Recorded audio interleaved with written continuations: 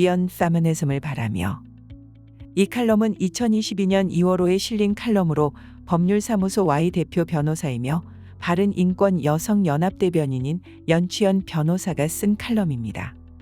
1. 들어가며. 한쪽 다리를 다쳤을 때 재활을 위해서는 목발을 사용해야 한다. 목발이 처음에는 불편하고 어색해도 곧 익숙해지는데 얼마 후 목발 사용이 익숙해질 때 즈음이 되면 의사는 이제 목발 사용을 중지하라고 한다.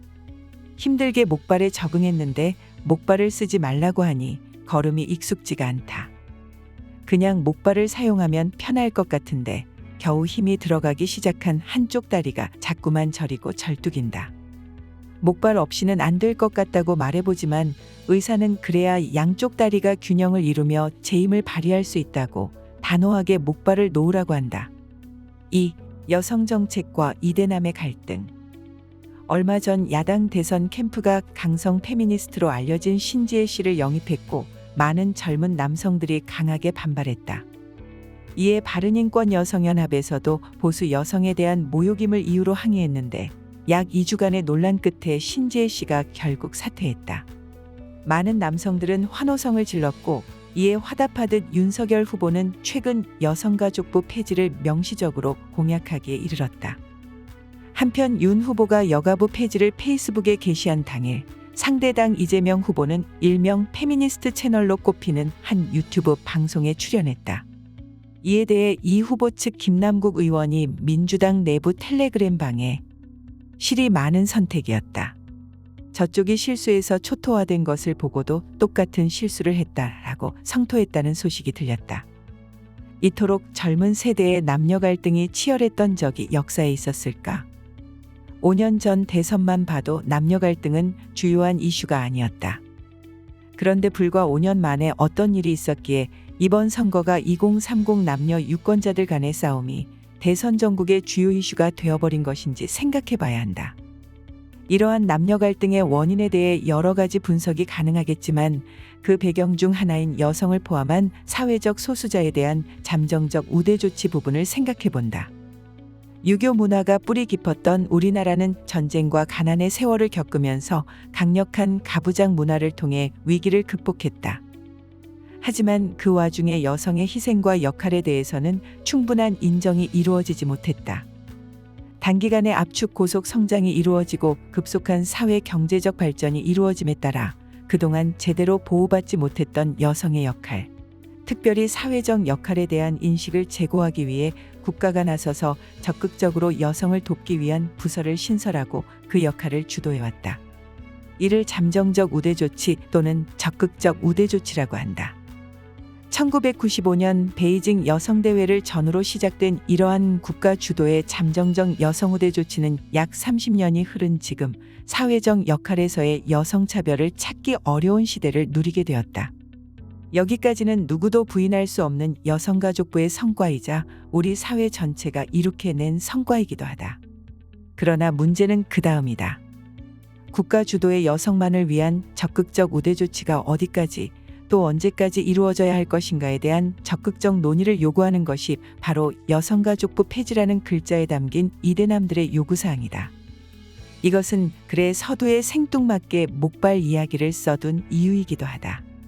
여성 법조인 개인으로서는 성범죄자의 여성에 대한 인식이나 여성을 대상으로 한 폭력범죄의 잔혹성을 생각하면 여성가족부가 추진해온 일부 정책은 계속 유지되어야 한다고 생각한다. 그러나 약간의 필요성이 있다고 해서 계속 목발에 의존한다면 절대 목발을 버릴 수 없다는 것을 생각해야 한다. 여성가족부는 보훈처와 더불어 정책 대상을 중심으로 업무를 편성하는 예외적 부처라는 점, 그래서 다른 부처에서 기능 중심으로 담당하는 업무의 일부에 간접적으로 관여하게 된다. 그렇기에 여성가족부 주도로 계속 여성 정책을 추진할 경우 거시적인 안목에서 각 정책이 미칠 영향을 완전히 고려하기 어려울 가능성이 높고 이로 인하여 역차별 논란을 야기할 여지는 늘어날 수밖에 없다. 3.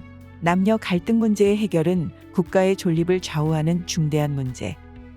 2030 남성의 마음을 대변한다는 평을 받았던 이준석 당 대표가 며칠 전 남녀 갈등 및 여성 정책에 대한 문제를 보교리에 비교했다.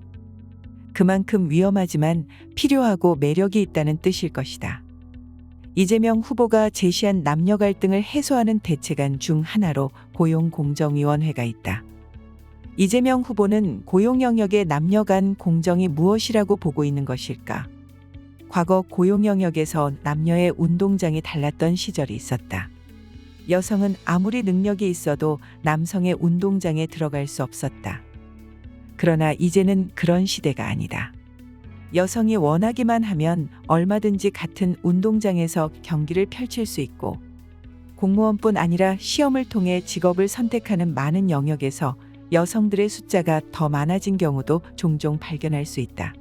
아직 공정하지 않은 영역이 있다면 능력 있는 여성 후배들이 많으니 그리 오랜 시간이 필요치 않을 것이라고 믿는다. 그럼 다음으로 우리가 추구해야 하는 공정은 체력이 약한 여성을 배려해 여성의 출발점을 조금 앞으로 당기면 되는 것일까? 비교적 몸집이 작은 여성이 남성과 경쟁하면서 받을 저항을 배려해 안쪽 레일로 달릴 수 있도록 하면 설마 다 같이 결승점에 도달하는 것을 공정이라고 칭하는 것은 아닐 것이다. 모두가 1등을 할 수는 없다. 그동안 정치권은 국민을 통합하는 것보다 국민의 갈등을 이용하는 데에만 급급했다. 지역 갈등을, 세대 갈등을 그런 식으로 이용해왔다. 이번 선거에서도 2030 세대의 남녀 갈등을 이런 식으로 이용하고 있는 것은 아닌지 걱정이다. 갈등을 이용만 하고 방치하는 것은 또 다른 문제를 일으킬 것이기 때문이다. 요즘 젊은 세대들은 마음 놓고 연애하기도 어려운 시대를 살고 있다. 경제도 어렵고 경쟁도 치열하기 때문이기도 하지만 내가 만나는 사람이 여성을 혐오하고 폭력을 행사하는 남자일까봐, 혹은 내가 만나는 여성이 남성을 비하하는 권리의식만 강한 여성은 아닐지 걱정되어서이기도 하다. 그런데 기성세대인 정치권이 나서서 이런 갈등을 해결하기보다 이용만 한다면 젊은 세대는 서로를 극한으로 밀어붙이면서 갈등의 골이 깊어만 갈 뿐 스스로 해결점을 찾기는 어려워질 것이다. 이미 인구 절벽을 눈앞에 두고 있는 우리나라에서 젊은 세대의 남녀 간 갈등이 이렇게 치열하다는 것은 곧 국가의 멸망을 의미한다. 우리는 국가의 생존을 걸고 이 문제를 해결해야만 한다. 4. 2030 남성들의 분노는 여성 정책의 무리한 확장 시도에서 비롯되었다. 페미니즘이나 여성가족부 폐지 논쟁은 여성 운동가들 중심으로 여성 정책의 지속적인 확장을 시도하면서 비롯되었다. 여성을 배려하기 위한 정책이 아니라 여성에게 당연히 주어진 권리로서의 페미니즘을 논하면서 들어온 용어가 바로 성인지와 성주류화이다. 이제는 대다수 국민이 한 번쯤은 들어보았을 법한 용어인 성인지 감수성이라는 용어 또한 여기서 나온다. 성별 차이의 다른 불평등 상황을 인식하고 성차별적 요소를 감지하는 능력이라고 정의되는 성인지 감수성은 성인지 예산, 성인지 통계 등의 정책으로 확산되고 있고, 성인지 교육이라는 이름으로 이미 일선 학교에서 교육되고 있다. 그런데 이 성인지 감수성이라는 용어가 호도되어 언제부터인가 남성과 여성의 차이를 인지하고 상호 부족한 점을 보완하기 위한 방향이 아닌 여성은 약자, 남성은 강자, 혹은 여성은 피해자, 남성은 가해자라는 상호 대립의 개념으로 인식되고 있다. 이것이 초등학교에서 남학생들이 여학생들을 상대로 단체 사과를 하도록 만드는 교육의 시초가 된 것이다. 성인지 통계는 어떨까? 한국여성정책연구원의 성인지 통계 포털을 통해 살펴보면 2020 여성 경제활동 참가율은 52.8%에 달하고 여성의 고용률 역시 50.7%에 달한다. 하지만 여성정책연구원은 이러한 수치에는 관심이 없다. 그들의 관심은 오직 아직도 여성의 월평균 임금은 남성의 66.3%, 정규직 근로자 중 여성 비율은 38.4%라는 점을 강조하여 여성 정책을 더욱 강화하는 방안을 모색하는 데 있는 듯하다. 하루빨리 여성 월평균 임금과 정규직 근로자 중 여성 비율을 남성과 동일한 비율로 끌어올리는 것이 현재 한국 여성 정책의 기본 방향이며 성인지 정책의 방향인 것이다. 2019년 현재 우리나라의 성불평등 지수는 UN 전체 국가 중 11위에 달한다. 순위가 높을수록 평등함을 나타낸다. 그 정도로 현재 양성평등 정책이 많이 확산되었고 남녀가 평등하게 능력을 펼칠 수 있는 기반이 마련되었다. 다만 오랜 가부장제의 영향으로 아직 양성평등 정책의 결과가 수치로 드러나지 않은 분야가 있고 이로 인해 성별 간 격차 지수는 2021년 현재 102위에 불과하다. 여성학자들로서는 이 102는 빨리 지워내고 싶은 숫자일 수 있다.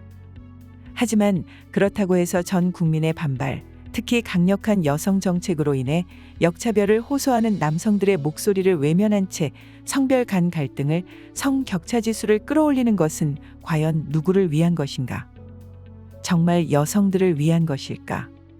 능력 있는 젊은 여성들이 국가에서 만들어준 동일 임금을 원하고 있다고 믿고 있는 것일까? 5. 차기 정부의 여성 정책은 페미니즘을 뛰어넘어야 한다. 페미니즘의 이념적 뿌리는 차치하더라도 그 시작이 가정이라는 이름의 안락한 포로 수용소에서 여성을 탈출케 하는 것을 목표로 시작되었다는 점을 다시 한번 상기하고자 한다. 하나님이 지으신 첫 번째 사회 공동체인 가정, 남성과 여성의 신성한 결합에 대한 철저한 부정이 그 시작인 것이다.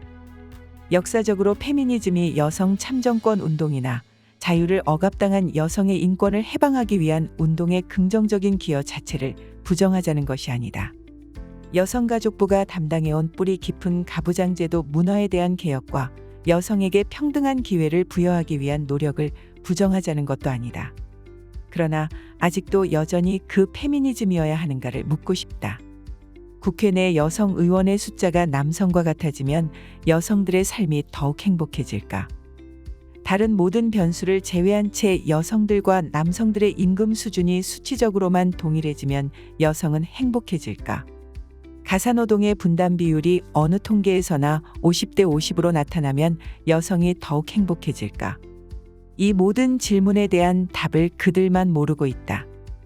그 페미니즘의 목표가 당초 여성들의 행복이 목표였는지 모르지만 이제는 오직 자신들의 페미니즘에 동의하는 여성들의 행복만을 목표로 하고 있을 뿐이다. 이에 차기 정부를 향해 보수 여성의 목소리를 대변하는 여성단체로서 바른 인권 여성연합은 그 페미니즘을 넘어설 것을 요구한다. 우리는 여성과 남성의 인권이 서로 조화하며 강물처럼 흘러넘치는 대한민국이 되기를 희망한다. 더 이상 그 페미니즘에 여성을 가두지 말아야 한다. 모든 여성과 남성이 각자의 개성에 따른 차이를 상호 인정하면서 서로 조화를 이루며 배려하는 것이 대한민국이 행복한 국가로 발돋움하는 데 필요한 여성 정책이다. 지금은 가족 공동체와 생명의 가치를 상실하고 배려와 존중을 망각해 극도의 이기주의 사회가 되어버린 대한민국의 지속 가능한 발전을 위해 우리 사회가 되찾아야 할 가치는 무엇인지 고민하며 이러한 가치들을 회복하기 위해서 국민적 역량을 다시 모아야 할 시점이다. 특히 사회 전반에 걸친 갈등의 해소와 사회 기초 단위로서의 가정의 건강성을 회복하는데 그 어느 때보다 여성의 역할이 절실히 요구되는 시점이다. 지금까지 여성의 지위와 권익 향상에 집중해왔다면 이제부터는 건강한 가정을 세우고 그 가정을 사회의 기초로 모든 국민이 행복감을 누리는 사회를 만들어야 할 것이다.